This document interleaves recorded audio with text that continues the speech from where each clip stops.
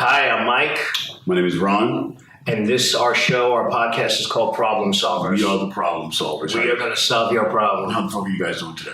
How are you doing? We're coming to you from Los Angeles, Hollywood, California, if you will. Well, specifically Koreatown. Koreatown. Mike, to give everybody a little background about who you are, where you come from. I'm a stand-up comic.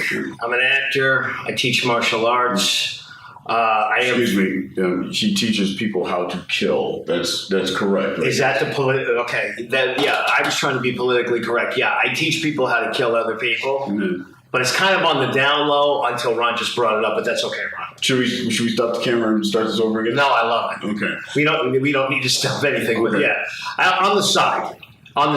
Yeah. You know, there's like MMA, and then there's martial arts for the street. I love MMA, by the way, but I teach stuff that's more, specific for fighting on the street. Like, combat troops and stuff like that. Yeah, really weapons, a lot of weapons. Yeah.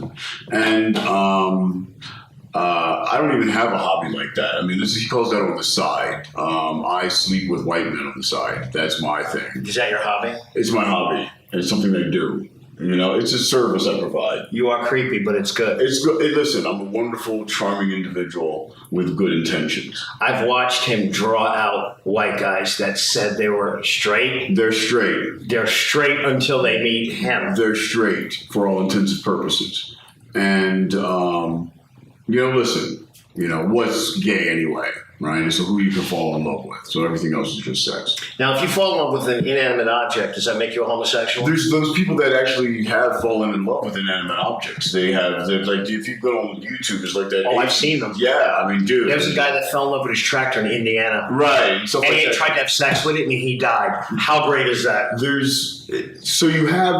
But that's not, that's not sexual orientation stuff and sexuality stuff. That's fucking... a whole different type of... Now, how about people that fall in love with their blow-up dolls? Have you seen that? I've seen that. In Japan? How great is that? Again, I forget the term. There's an actual medical term to someone who falls in love with an inanimate object. And, whatever that is, I don't get it. I mean, I need... the real deal. See, I don't. Mm. See, I sort of get the blow-up doll thing. Right. As a straight guy, because guys are so simple. Right. Gay or straight, they're simple. Really are. And we don't need much. No. We sort of need attention, but not really.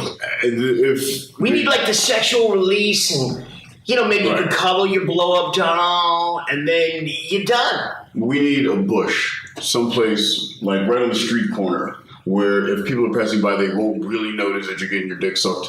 That's where we need...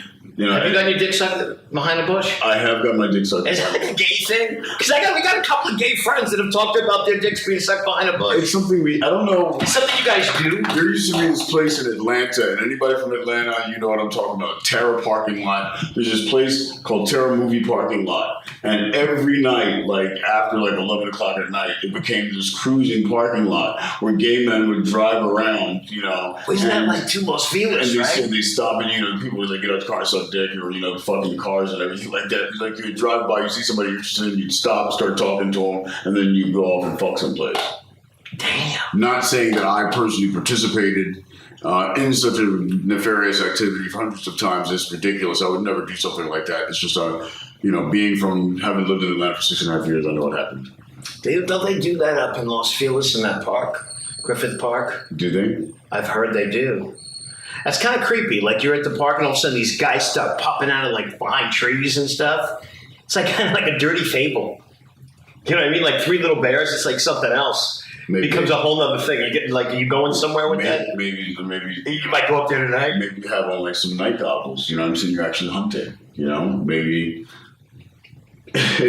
maybe it's a predator thing. You are really creepy, dude. So are you gonna go to Griffith Park and with night goggles? Dude, I'm like fucking Black Rainbow. And you're just gonna pop out of the tree I'm here. I'm here for you. Yeah, like Black Rainbow. I'm totally down. You're Black Bow. Yeah, Black Bow. He's Black Bow. Yeah, well, you come behind a tree but with a dildo. Yeah. You come behind the tree and then you snap the guy. Right, and just club him and drag him into the bushes.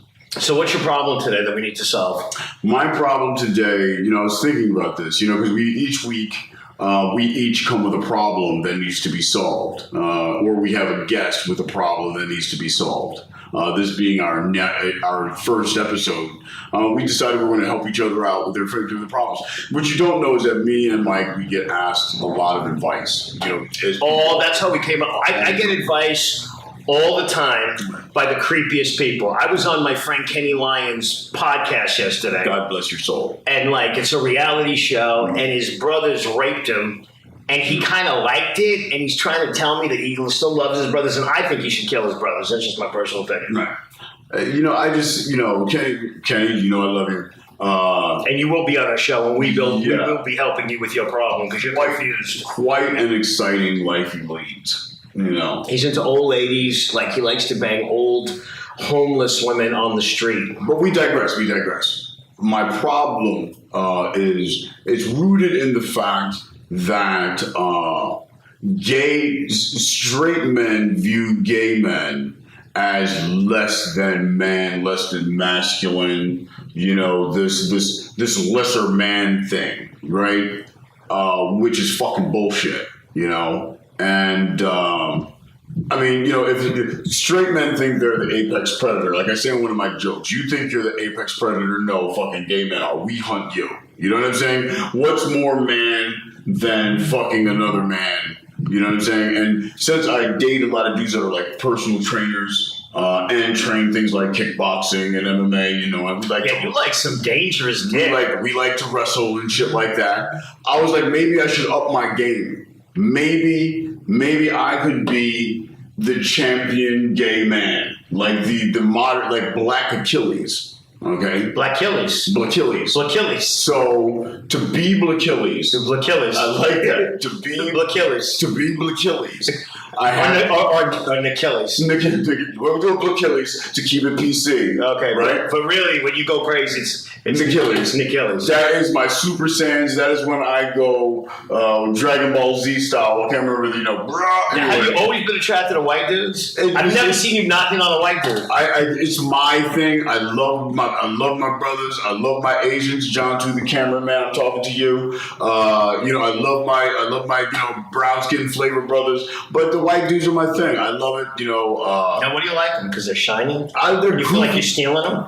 They're just goofy and white dudes are goofy. You know what I'm saying? They're what can I tell you? And so I figured, since Mike, I'm back to white women myself, though. Really? Yeah. No, it is interesting. Yeah, but it's not your reasons. It's not that they're goofy. I just can't deal with. I can be the only minority in this relationship. Right. There can't be two of us. Right. No, I've been traumatized. I've never seen the hot Latina who was cool. I didn't have that. Right. I had a nightmare. So no more of that. Right. I'm going to turn this off right now. And turn that off. Sorry about that. So if we edit this, my phone just went off and I had to turn it off so that it didn't happen again because, of course, I'm going to shoot something where I don't turn off the phone. Anyway, I'm sorry about that. So my point being, I decided I'm going to use my brother Mike here to help me achieve the biggest dream of my life. And let me give you a little history. In Atlanta during the 96 Olympics, I slept with Olympians. We actually had competitions to see how many Olympians we slept with because we were running the #1 club night in the city. And so when the people finished competing, they would come to the clubs and get VIP treatment. And so we started reading all these Olympic competitors, and so I had a really good run. 2 bronze, a silver, and 1 gold. Or something. What was their competition? I can't remember now. Swedish, English. Sports? What kind of sports? Pole jumping? Pretty much. Pole all of it was javelin, shot putting. And that was, and it's been years now, obviously, so that was it. But I got me some Olympians, and so did all my friends, and it's one of our bragging points. So my bucket list has been, pretty good. I struggle with sex addiction, as you will hear through all this. But I think that if I could marry those two, Mike, and I think, who would be the greatest, the greatest get for gaydom? For all gay men who hunt straight men. Can I interject? Yes. He's in love with Conor McGregor. So that's what super dangerous. And it's a listen, super dangerous idea. It's like dancing with a shark. It's like kissing a shark on the lips. It's really not going to be a good idea. And first of all, let's get something straight. Professionally speaking, Conor McGregor's a shit. Love the dude. He's a fucking amazing fighter. Gets the job done. I personally hope he knocks the fuck out of him. See, I want Floyd to beat his ass. I get it, Roman. I want Floyd to beat his Irish Mick ass. Floyd, I love you, brother. You're one of the greatest boxers of all time, but you talk a little too much shit and to get knocked out one motherfucker. You're just being pissed because he's black. No. Yes, you just don't like him because he's black. Not at all. And it's a black on black crime. Not at all. It's a black on black crime. It simply comes down to Floyd he's one of those dudes that needs to get his ass whooped. He really is. And he's like the Kanye West of boxing. He's an amazing talent. But damn it, will somebody just beat his ass one time? I don't think Conor's going to do it in the ring. If they were fighting for real, I'd give it to Conor. I get it, but it's boxing on boxing. Boxing on boxing is not going to happen. So Conor, I'm on your side of this one, but I'm on the opposite side of the fence with you sexually. I know you got a beautiful lady. She's wonderful. What's your name again? D. Devlin. Wonderful, okay. Beautiful couple, okay. I'm not even trying to say that's the way it is, but a nigga can dream. It's a big dream. It's not even going to be. Listen, I am officially challenging Conor McGregor to a night of light bondage. Damn, you're going to need a weapon. You don't even need like a machete or a knife. You're going to have to teach me to kill. I'm going to have to give you a weapon. He's going to whip your ass. I get it, but listen, that's foreplay to me. I mean, what is it? Now, would you let him like punch you in the face? Would that turn you on? That's kind of hot. You know what I mean? A little choking out, I need some Gracie to get out. I'm coming in there when you look at what a Hoyler used to do back in the day, 30, 40, 50 minutes of just fucking ground and pound. That's what I'm talking. That's great fucking sex. Did that turn you on? It's fucking hot. See, the only way we go back to old rules, you know what I'm saying? So you just, so it doesn't benefit you to knock me out right away. Plus, I'm going to get a couple shots. The only way you're going to beat him is you got to get behind him, which I know you really want to do. I'll get him. Yeah. That's your dream. You'll have a reason to fight. Yeah, you got to get behind him. You'll have a lot of impetus not to lose this fight. Yeah, because that's it'll be the fight of the century. That's your only. It'll be the fight. That will be the fight of the century. Because I can show you the one thing you need to do to get behind him. Okay, because I don't know if John can pull the camera back. I think he can. But it's like when he does this with his hand, the trick is you got to get on this side. Because he's setting you up with this. Right. He's doing this with his right hand because he's going to get you with the left. You got to get around this hand because this is like a dead hand for him. Oh, interesting. And then you got to you attack that leg, and then you got to get behind him and break. Would you bang him if he was dead? Like if you snapped his neck, would you still bang him? No, it would take all the thrill. I don't know. You might have to because that's really your only hope. Because if he's alive, he's going to kill you. Yeah, he would. He's going to fight back. He's an animal. No, I get it. Listen, dude, I'm not, Even our cameraman's like, what is Ron talking about? He's out of his mind. I've always been out of my mind. I mean, you see my ass. I have. So, I'm just, I mean, if you're going to go, if you're going to do it. You got to get around the right joint. If you're going to go, this is passive. Go big or go home. Hey, Conor McGregor, I know you would even agree with me here. Either go big or go home. You a nigga wearing a Blastmaster KRS-One t-shirt, okay? You know I'm fucking real. See, it might be hot for you because I think secretly he hates black people. So it might turn you on even more. That might be like an aphrodisiac for you. I have slept with so many Irishmen, I could probably tell you who his cousins are. Really? Yeah, just by like a lot. You've been a lot of Irish dudes. I just smell the scent. I'm like, oh, you're from the McGregor family. Are they like on the down? 18th century castle. What's wrong? Northern I need a shower after this shit. Jesus Christ. You know what I'm saying? Shit, I'm not listen. I'm a whole different. He's never fought. See, you're fighting for the dick. He's fighting to kill you. It's a big difference in this fight game. You get this, right? It's survival. This is what we're talking about. Like you're preying on the dick. He's going to kill your ass. The event would be called Sex for Survival. You know what I mean? And it was sex for survival. But that's your trick. I lose the ultimate round. Finish him. Yeah. John, is there any way we can pull the camera back so I can show him something? Well, it's your problem. And at the end of the segment, we need to do this now because it's flowing. It's I got you. John, just pull that camera back for a second. I think we can do it. All right. So you're Conor McGregor, right? Right. Where's your left hand? Is that your left hand? Yeah. Okay, so your left hand is back here. Here, switch sides. Right. So I can get behind you. So this is your left So hand. I can see I've This is your right hand, right? He's doing this with the hand to put it in your face because it's going to hit you with that. What you got to do is this. You got to get behind him like this. John's got it on camera. And so you got to break his neck and his back. And then you got to fuck him dead. You can't do it alive. See how I got you? See, this is gonna break. This is gonna break it. See, your neck's broken, and then I'm gonna break your back too. And then you can maybe take that ass, but you're not gonna be able to do it any other way. Well, how about if we just break all of his arms and legs? So He's tough.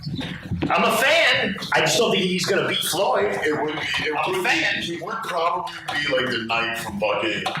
He doesn't fight like he means. It's just a flesh wound. But when Nate, you know what? When Diaz got him on the ground, started choking him out. So maybe if you get him to the ground, use a gun. Why don't you just have sex with him wounded? Just shoot him. Why you need me? Just shoot him. When he starts doing this, just shoot him in the legs. Right. When he goes down, then take advantage of him. I solved your problem. I'm a problem solver. Yeah, I guess you're right.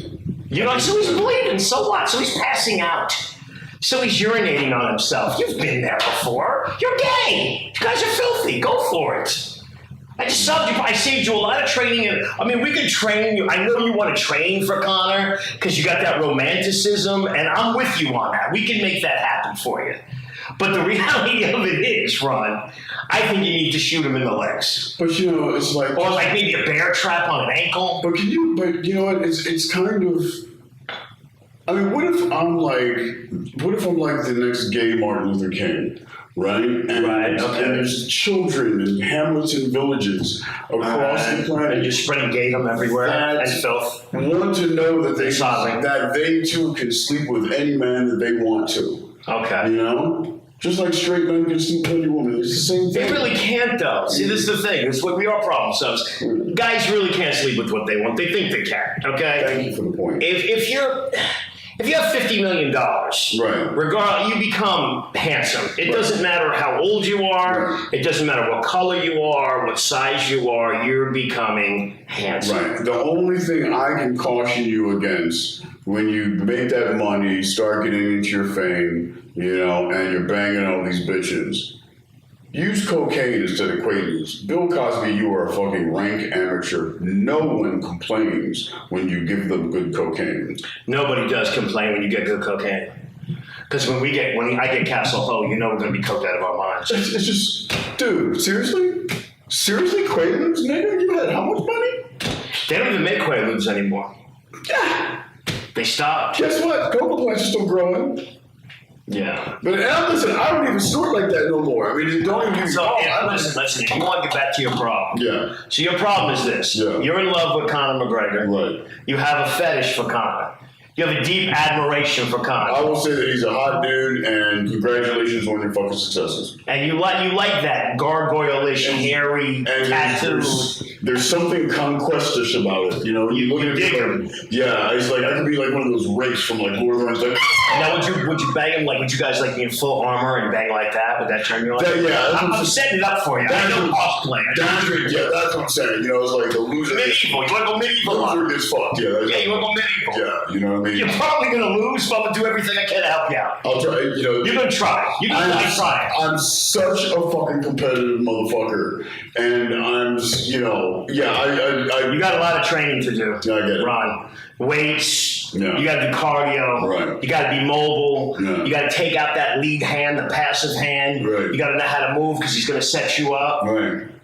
You might have to shoot him. Right. I give you a gun. I give you a knife. I'll slip you both. You have it like hit him. So okay. So I was thinking because we have a show to do, you know, I go out buy me a couple of chickens.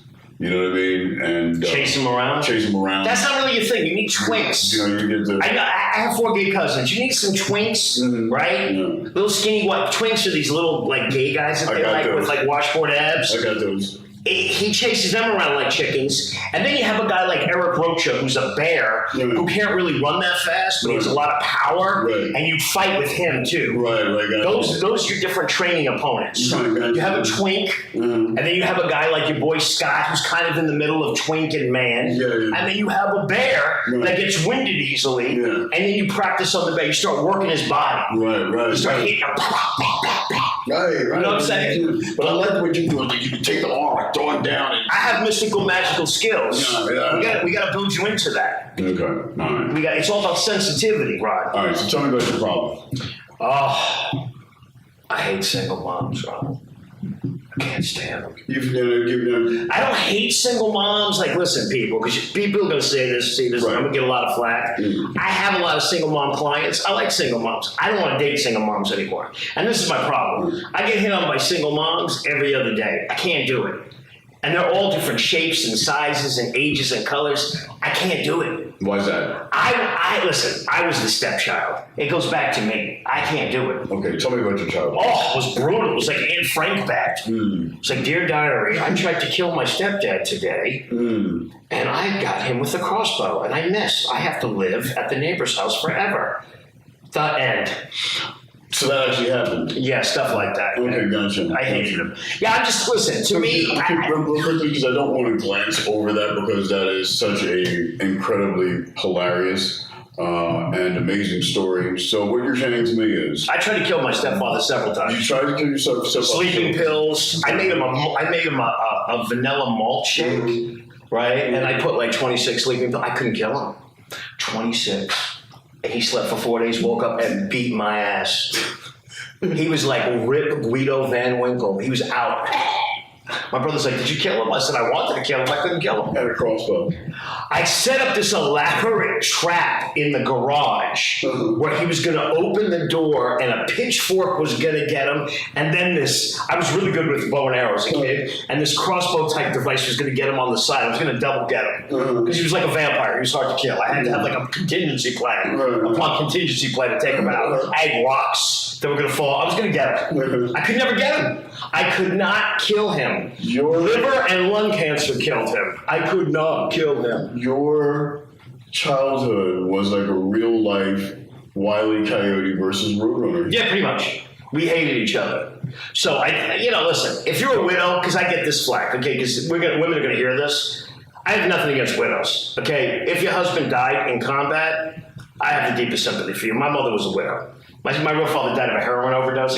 He was non-existent. I don't count him. Right. But like, if your husband dies from something, I listen. You're not even in this category. I'm talking about ghetto-ass motherfuckers. Yeah, like my father, he burned my house down when I was 13 years old.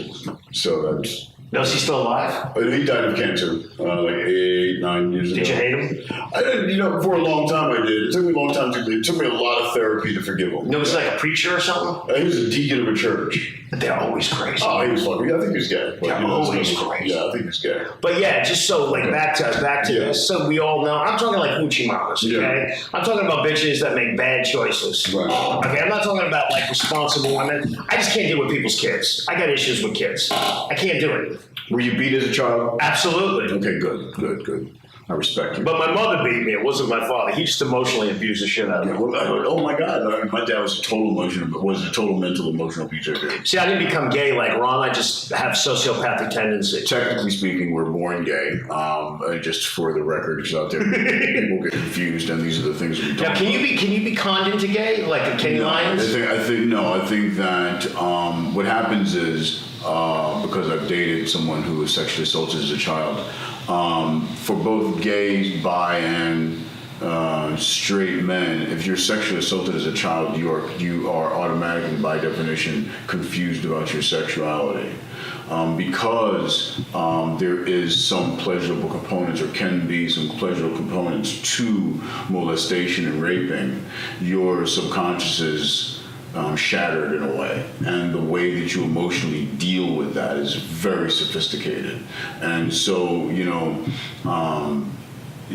there's this really complex subconscious defense mechanism that gets built into how you trust people, how you trust yourself, and so you get confused because, say for instance, if you're straight and you're being molested and you get your dick sucked and you get an erection, then all of a sudden it was nice, but that's not, there's so much there, and how about if you get turned on by bloodletting? Is that bad? well, that's a different thing altogether. And there are those people that are into that. You know what I mean? There's, I got a buddy of mine who, likes to have people take dumps on him. What do you do with that? Is he white? Yeah. Yeah. But, they love to be dumped on. It's like, peed on. I don't get it. I don't get the pee thing. I don't get it. I don't,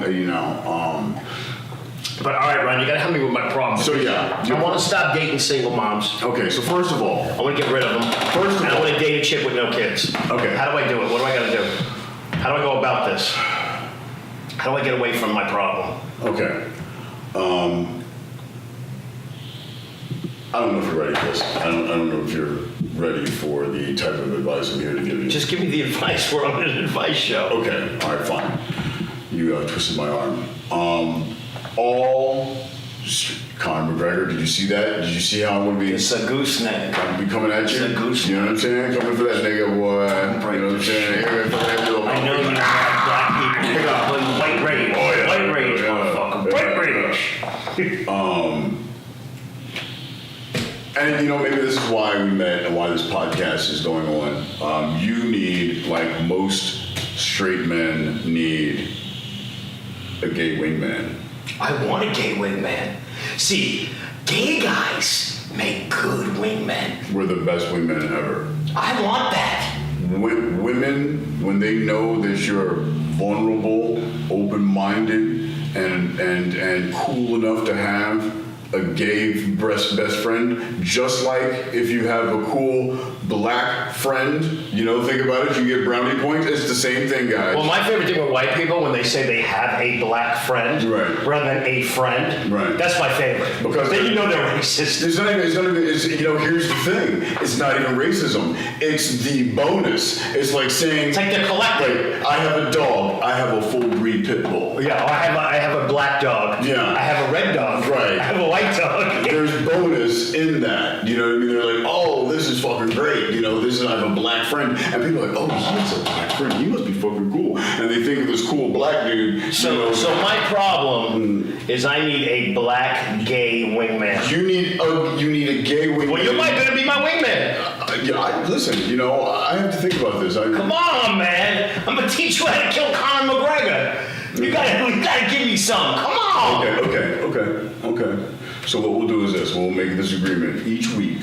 Okay. We're going to have to take action steps towards accomplishing our goal. Yeah. Deal? Yeah. Deal. Okay. I want a 37-year-old chick, no kids. No kids. It's fair, right? It's fair. Good job. No sexual transmission. Yeah, like somebody who teaches the deaf or something. That's what I like. No STDs. Yeah, I'm not like him. I did that already. Worst case scenario, dentures, but no missing teeth. Yeah, she didn't even have to be that hot. I've already had hot. Yeah. I'm done with hot. Absolutely. We'll talk about the whole model thing on another segment. No. I am going to hereby decree, if I get to fight Conor McGregor in the octagon for sex, then I will have by that time found you a respectable... Like my soulmate? 37, 38... Perfect, that's what I want. Yeah, absolutely. All right, cool. And then all straight men will realize how awesome gay men are. And that we're the apex predator, not you. Conor. Coming for you. 3, 2, 1. Say something. It's over, Conor. He's coming for you, dude. And 37, 38-year-old white women? I'm coming for you. Yeah. The serial killer comment. I'll take you. I know a lot of guys won't want you. I'll take you.